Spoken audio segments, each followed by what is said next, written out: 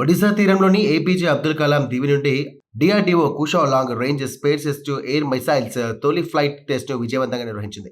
ఇక ఈ పరీక్షల్లో మిసైల్స్ అన్ని కీలక లక్ష్యాలను చేరుకొని నిర్దేశించినటువంటి పనితీరును సమర్థవంతంగా ప్రదర్శించినట్టుగా రక్షణ శాఖ తెలిపింది. ఇది భారత వైమానిక రక్షణ చరిత్రలో మరో కీలక మైలురాయిగా భావిస్తున్నారు. కుషా అనేది భారతదేశంలోనే అభివృద్ధి చెందినటువంటి long range surface to air missile system.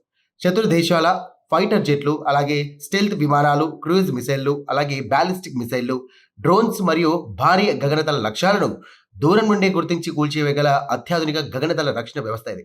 ఇక భారత గగనతనాల్ని బహుళ స్థాయిలో రక్షించేందుకు దీన్ని రూపొందించారు.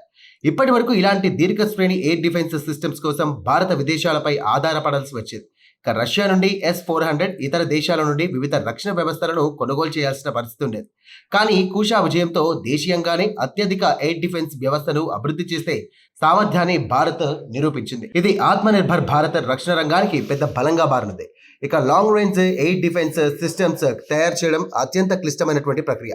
ప్రస్తుతం అమెరికా, రష్యా, చైనా, ఇజ్రాయెల్ వంటి కొంతమంది దేశాలకి ఈ సామర్థ్యం ఉంది.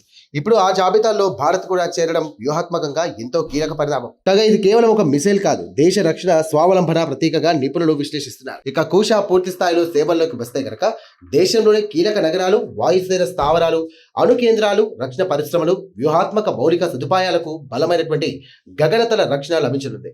అంతేకాదు భవిష్యత్తులో వ్యవస్థను మిత్ర దేశాలకు ఎగుమతి చేసే అవకాశాలు కూడా ఉన్నాయంటూ రక్షణ రంగ నిపుణులు భావిస్తున్నారు. ఇక ప్రపంచంలో యుద్ధ స్వరూపం వేగంగా మారుతోంది.